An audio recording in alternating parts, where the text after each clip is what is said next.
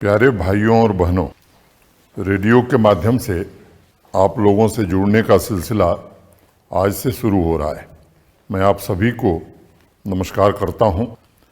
पिछले कुछ महीनों से एलजी मुलाकात के जरिए मैं हर महीने जम्मू तथा कश्मीर डिवीज़न के लोगों की शिकायतें सुनता हूं और उनके यथाशीघ्र निवारण की कोशिश भी करता हूं। एलजी मुलाकात से सरकारी मशीनरी में प्रशासनिक जिम्मेदारी की भावना भी बढ़ी है और मैं समझता हूं यह अच्छे प्रशासन और उसके कार्यक्रमों के बेहतर क्रियान्वयन तथा सामाजिक क्षेत्र से संबंधित विकास कार्यों में अपेक्षित परिणाम के लिए आवश्यक है। आवाम की आवाज़ कार्यक्रम का एक खास मकसद है जम्मू कश्मीर की तरक्की में आपके सुझावों तथा आपके विचारों को वर्तमान प्रशासनिक नीतियों के मद्देनज़र समझा जाए और उसमें आवश्यक बदलाव किए जाएं और उन बातों की चर्चा करते हुए हर महीने के तीसरे रविवार को मैं आप लोगों से मुखातिब हो सकूंगा। यह नवरात्र तथा रमज़ान के पवित्र महीने का समय है और इस अवसर पर मैं आप सभी को हार्दिक शुभकामनाएं तथा मुबारकबाद देता हूं। 1 अप्रैल को पूज्य गुरु तेग बहादुर जी की जन्म जयंती थी। पूरे जम्मू कश्मीर में अगले 1 साल गुरु जी का प्रकाश उत्सव मनाने की तैयारी हो रही है। मुझे उम्मीद है कि गुरु तेग बहादुर जी के मूल चिंतन को ध्यान में रखते हुए समाज के सभी वर्गों के लोग इस उत्सव में शामिल होंगे। उनकी जीवन यात्रा त्याग, बलिदान, परोपकार का जीता जागता दर्शन है। काहे रे बन खोजन जाई, सरब निवासी सदा लेपा, तो ही संग समाई। मैं उन्हें सत सत प्रणाम करता हूँ। खनमोह से हमारी बहन नासिरा अख्तर ने 3 सुझाव भेजे। पहला, छोटी कंपनियों को भी प्रशासन की तरफ से मदद दी जाए। दूसरा, ज़्यादा से ज़्यादा महिला उद्यमियों को प्रमोट करने के लिए एक पॉलिसी बनाकर सरकार काम करे। और तीसरा, small industrial development bank of India यानी सिडबी से भी जम्मू कश्मीर के उद्यमियों को सॉफ्ट लोन की व्यवस्था की जाए। इन सुझावों के लिए मैं नासिरा को हृदय से धन्यवाद देना चाहूँगा। मैं इस कार्यक्रम के माध्यम से 2-3 बातें कहना चाहता हूँ। देश के सम्माननीय प्रधानमंत्री आदरणीय नरेंद्र मोदी जी ने जम्मू कश्मीर के लिए 28,400 करोड़ रुपए की जो नई इंडस्ट्रियल स्कीम दी है, उसमें छोटी तथा बड़ी दोनों तरह की कंपनियों को 4 प्रकार के इंसेंटिव दिए जाएंगे। इससे नए तथा पहले से स्थापित दोनों तरह के उद्योग तथा बिजनेस को फायदा पहुंचेगा। जहां तक महिला उद्यमियों के लिए उचित व्यवस्था बनाने की बात है, प्रशासन पूरी संवेदनशीलता के साथ विमेन एंटरप्रेन्योर्स का एक मजबूत इकोसिस्टम बनाने का प्रयत्न कर रहा है।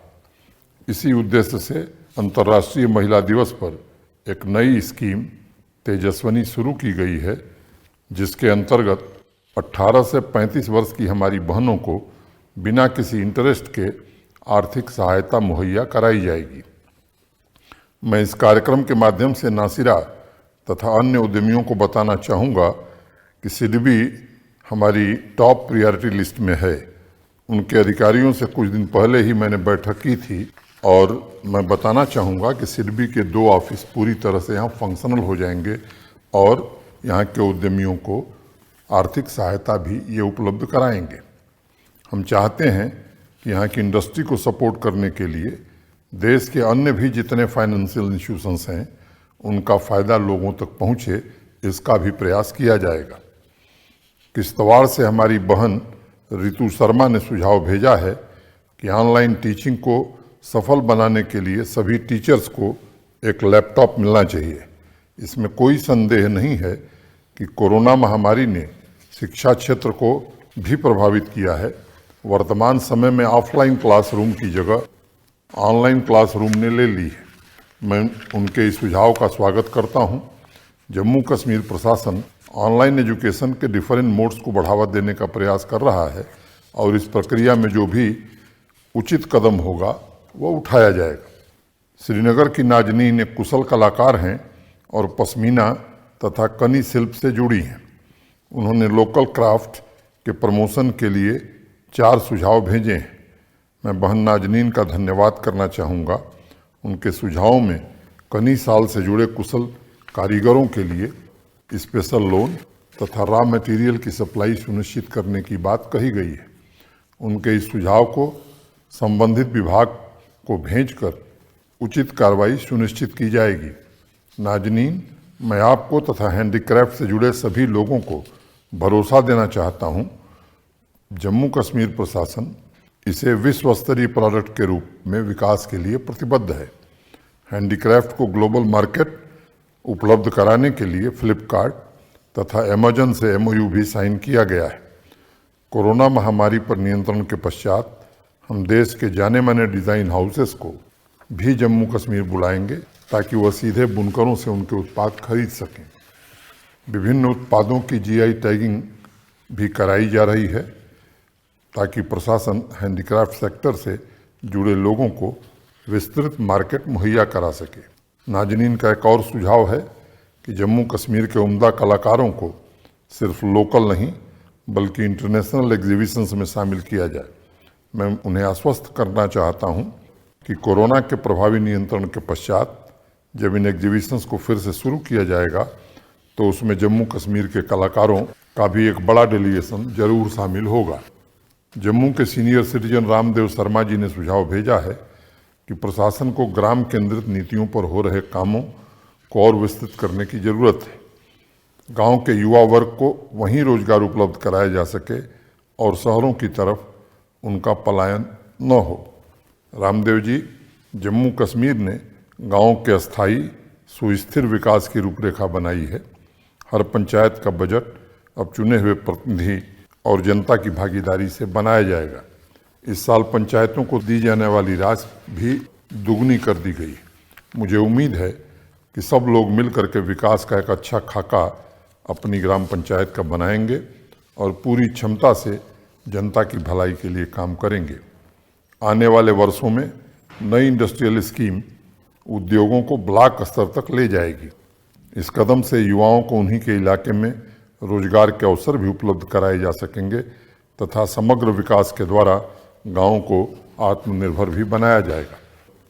जम्मू से डॉक्टर जसलीन ने मुझे एक ईमेल भेजा है कि कैंसर पेशेंट्स और रिटायर्ड सरकारी कर्मचारियों के रीइंबर्समेंट को रूटीन रीइंबर्समेंट से ज़्यादा प्रायोरिटी दी जानी चाहिए, क्योंकि वह सिर्फ शारीरिक नहीं बल्कि मानसिक तकलीफ़ों से भी गुजर रहे होते हैं। उनका दूसरा सुझाव है कि स्वास्थ्य क्षेत्र से जुड़े फ्रंटलाइन वॉरियर्स जो कोरोना महामारी के इस दौर में निस्वार्थ भाव से समाज की सेवा कर रहे हैं, उन्हें इंसेंटिव दिया जाए। मैं अपनी बहन डॉक्टर जसलीन को कहना चाहूँगा कि हमें अपने कोरोना वॉरियर्स पर गर्व है। पिछले 1 वर्ष में जिस उच्चतम त्याग का उन्होंने परिचय दिया है वह पूरे विश्व के लिए प्रेरणा स्रोत भी है और उनके सम्मान के लिए निश्चित रूप से जम्मू कश्मीर प्रशासन पूरी तरह कटिबद्ध है। जम्मू कश्मीर में आयुष्मान भारत, प्रधानमंत्री जन आरोग्य योजना तथा सेहत स्कीम के द्वारा बिना भेदभाव के सभी परिवारों को 5 लाख रुपए तक के मुफ्त इलाज की व्यवस्था की गई है। मैं सभी से इल्तजा करता हूं कि जल्द से जल्द सेहत स्कीम में पंजीकरण कराएं। आपका सुझाव उत्तम है और मैं हेल्थ डिपार्टमेंट के आला अफसरान को निर्देश दूंगा कि डॉक्टर जसलीन के सुझावों को प्राथमिकता के आधार पर क्रियान्वित किया जाए। डॉक्टर जसलीन ने अपने ईमेल में जिक्र किया है कि नवरात्र के अवसर पर समाज के सभी लोगों को कम से कम 9 बुराइयों को खत्म करने का तथा 9 सुधारों को रोजमर्रा के जीवन में ढालने का संकल्प लेना चाहिए। उसी प्रकार उधमपुर से रीत ने लिखा है कि इन पवित्र त्योहारों के दिनों में जो संकल्प लिए जाएं, उन्हें आवाम की बात के अगले एपिसोड में दूसरों को प्रेरित करने के लिए जरूर शामिल किए जाएं। मैं इन दोनों सुझावों के लिए डॉक्टर जसलीन तथा रीत का बहुत आभारी हूँ। त्योहारों की मूल भावना अच्छाई, नीति, धर्म को जन जन तक पहुँचाने की है। उत्सवों के यह पवित्र दिन हमें बाहर और भीतर के आकाश में झांकने का अवसर देते हैं। यह त्यौहार वस्तुतः परम तत्व की आवाज़ है। इन उत्सवों से हमें अपनी शक्ति को आंकने तथा भविष्य में किए जाने वाले कार्यों को समझने का भी अवसर मिलता है। मुझे पूरी उम्मीद है कि जम्मू कश्मीर में जिस भावना से विकास के रास्ते पर हम सब चल रहे हैं, जिस भाईचारे के साथ तरक्की की मीलों को तय कर रहे हैं, उससे आम जीवन में नई क्रांति तथा परिवर्तन लाने में हम सब जरूर कामयाब होंगे। भाइयों और बहनों, त्योहारों के पावन पर्व की कड़ी में आज़ादी का अमृत महोत्सव भी मनाया जा रहा है। देश के 75वें स्वाधीनता दिवस के इस महाउत्सव में स्वतंत्रता संग्राम, कला, साहित्य, समाज सेवा, आर्थिक विकास तथा खेल कूद में अमूल्य योगदान देने वाले जम्मू कश्मीर की शख्सियतों को याद किया जा रहा है। उनके त्याग के बारे में युवा पीढ़ी को भी अवगत कराया जा रहा है। हमारे स्वतंत्रता सेनानियों के लिए हिंदुस्तान सिर्फ जमीन का टुकड़ा नहीं था, बल्कि हृदय की धड़कन में बसी अनंत श्वास थी, जिसको हर व्यक्ति में जिंदा रखने के लिए उन्होंने अपना सर्वोच्च बलिदान दिया। बसोहली से उमा शर्मा ने मुझे लिखा है कि वो अगले 75 हफ्तों में आज़ादी के अमृत महोत्सव के ऊपर 75 कविताएं लिखेंगी। उसका एक संकलन बनाकर वह लोगों से भी साझा करेंगी। बहन उमा शर्मा की बातें भारत की आंतरिक गरिमा तथा गौरव को एक नया पंख, नया आकाश देने की बात करते हैं। मानवता की चेतना के दिए को जलाने वाली उनकी लेखनी की इस यात्रा में मैं उन्हें अपनी शुभकामनाएं देता हूं। मैं बहन उमा शर्मा से आग्रह करूंगा कि आज़ादी के अमृत महोत्सव के दौरान बसोहली पेंटिंग से जुड़े लोगों को सेल्फ हेल्प ग्रुप से जोड़कर एक विस्तृत मार्केटिंग नेटवर्क तैयार करने में भी उनकी भूमिका होनी चाहिए। इसमें प्रशासन भी पूरी तरह से सहयोग करेगा। आप जैसे प्रबुद्ध लोगों के इस अभियान से जुड़ जाने से इस बेहतरीन कला को देश और विदेश में अपनी धाक जमाने का मौका अवश्य मिलेगा। जम्मू के निपुण जो सिविल सर्विस की तैयारी कर रहे हैं, उन्होंने लिखा है कि आज़ादी के अमृत महोत्सव के दौरान वह युवा पीढ़ी को शहीदों और स्वतंत्रता सेनानियों की वीरता से जुड़ी 75 कहानियों का एक सेट बनाकर बांटेंगे। वहीं राजौरी के वरुण ने लिखा है कि वह अपने ज़िले में आर्थिक रूप से कमज़ोर आय वर्ग के बच्चों को देश के स्वतंत्रता संग्राम पर लिखी गई 75 पुस्तकें वितरित करेंगे। जम्मू कश्मीर हमेशा से एक पवित्र भूमि रही है, जिस पर शैव दर्शन, बौद्ध, सूफी दर्शन फले फूले हैं।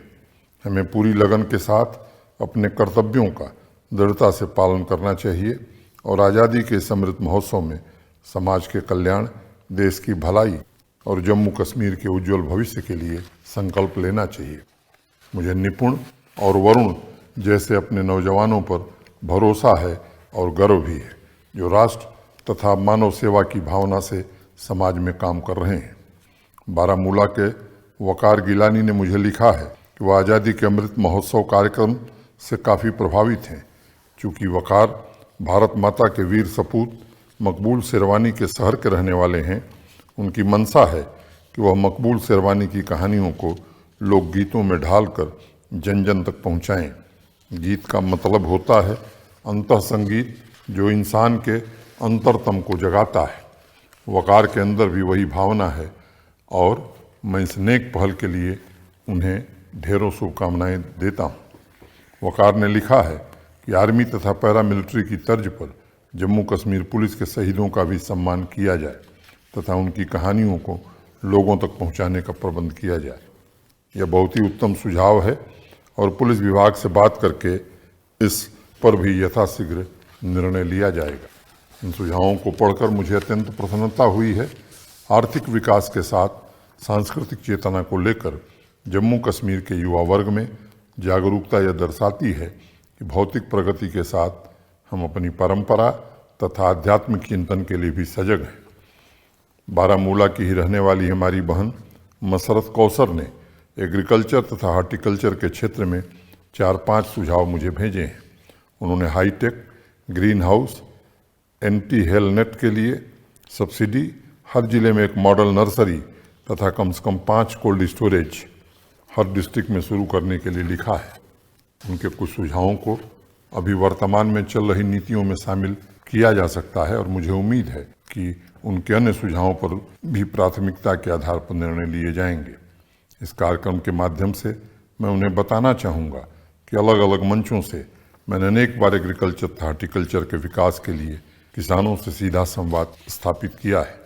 उसके आधार पर जो विजन तैयार हुआ है वो जल्द ही जम्मू कश्मीर के इस आकांक्षी सेक्टर में आमूलचूल परिवर्तन लाएगा। किसानों की आय दोगुनी नहीं बल्कि उससे भी ज़्यादा हो, इस लक्ष्य के साथ हम आगे बढ़ रहे हैं। Jammu Kashmir women rugby team की कोच एवं कैप्टन सोलिहा यूसुफ ने 2-3 बातें कही हैं। सोलिहा ने लिखा है कि श्रीनगर रग्बी टर्फ पर जो काम चल रहा है वो स्लो है। उन्होंने महिला खिलाड़ियों के लिए कुछ बेसिक सुविधाओं की भी बात कही है और इंटरनेशनल एक्सपोजर के लिए विदेश में ट्रेनिंग तथा महिला कोच नियुक्त करने का सुझाव दिया है। सोलिहा, मुझे याद है कि पिछले साल पोलो ग्राउंड में रग्बी टर्फ तथा सिंथेटिक हॉकी टर्फ प्रोजेक्ट का अनावरण हुआ था। उन दोनों प्रोजेक्ट्स को इस वित्तीय वर्ष में पूरा कर लिया जाएगा। कोरोना पर नियंत्रण के पश्चात विदेश में ट्रेनिंग की पहल भी जरूर की जाएगी। जहाँ तक महिला कोच तथा अन्य संसाधनों का सवाल है, उसको रिव्यू करके शीघ्र ही खिलाड़ियों को उपलब्ध कराया जाए, इसकी व्यवस्था कराई जाएगी। भाइयों और बहनों, कोरोना के खिलाफ हमारी लड़ाई अभी भी जारी है। पिछले 1 साल से जिस प्रकार से आदरणीय प्रधानमंत्री जी के आह्वान पर आप लोगों ने संगठित और अनुशासित तरीके से व्यवस्था को बनाकर रखा, वह काबिल तारीफ है। लेकिन चुनौती अभी खत्म नहीं हुई है। सभी प्रोटोकॉल का पालन करते हुए कोरोना की दूसरी लहर से खुद को तथा औरों को भी बचाने की जरूरत है। प्रशासन की तरफ से वैक्सीनेशन ड्राइव चल रही है, लेकिन किसी भी प्रकार की ढिलाई पूरे समाज के लिए घातक सिद्ध हो सकती है और इसलिए हमें प्रधानमंत्री जी द्वारा दिए गए मंत्र का पालन करना चाहिए। कोरोना से लड़ने के लिए दवाई भी कड़ाई भी। मैं आप सभी से विनम्र निवेदन करता हूं कि इस लड़ाई में आप हमारे सभी कोरोना वॉरियर्स के साथ सहयोग करें। कोरोना के इस कठिन दौर में हमारे ग्रामीण क्षेत्र में पूरे देश के लिए रोल मॉडल बनकर उभरे हैं। जम्मू डिवीजन में सरपंच बलबीर कौर जी ने अपनी पंचायत ट्रेवा में 30 बेड का क्वारंटाइन सेंटर बनवाया है। इसी तरह कश्मीर डिवीज़न की महिला सरपंच जैतुना बेगम ने गंदरबल की अपनी पंचायत में मुफ्त मास्क, राशन, फसल के बीज, सेब के पौधे वितरित किए हैं ताकि लोगों को खेती में असुविधा का सामना न करना पड़े। रियासी जिले के पंथल ब्लॉक के रहने वाले 81 वर्षीय शंकर सिंह जी एक छोटी पानी की चक्की चला रहे हैं और ज़रूरतमंदों के लिए मुफ्त में अनाज पीसकर सेवा की अद्भुत मिसाल पेश कर रहे हैं। मैं उन्हें भी प्रणाम करता हूं। भाइयों और बहनों, मैं श्रीनगर की पैड वुमन इरफाना जरगर का भी जिक्र करना चाहूँगा, जिन्होंने निस्वार्थ भाव से कोरोना के इस कठिन दौर में महिलाओं के लिए मुफ्त सैनिटरी पैड बांटना शुरू किया। आर्थिक रूप से कमज़ोर लोगों की ज़िंदगी में इरफाना एक फरिश्ता बनकर आई और उनकी जितनी भी प्रशंसा की जाए वो कम है। ऐसे कई उदाहरण सामने आए हैं जो ये एहसास दिलाते हैं कि जीवन का परम कर्तव्य और सबसे बड़ी प्रार्थना मानव सेवा है। मैं इस अभियान में जी जान से जुटे डॉक्टरों, चिकित्सा विशेषज्ञों, वैज्ञानिकों एवं पुलिस बल के प्रति अपनी गहरी कृतज्ञता ज्ञापित करता हूं और उन्हें बधाई देता हूं। किश्तवाड़ की ऋतु ने एक स्लोगन दिया है जिसे मैं उद्धृत करना चाहूँगा। कोरोना को हराना है तो साथी समझ से काम लो, हाथ धोना, मास्क पहनना है, जरूरी जान लो। भाइयों और बहनों, हमने हाल ही में 14 अप्रैल को भारत रत्न बाबा साहब डॉक्टर भीमराव अंबेडकर की 130वीं जयंती धूमधाम से मनाई है।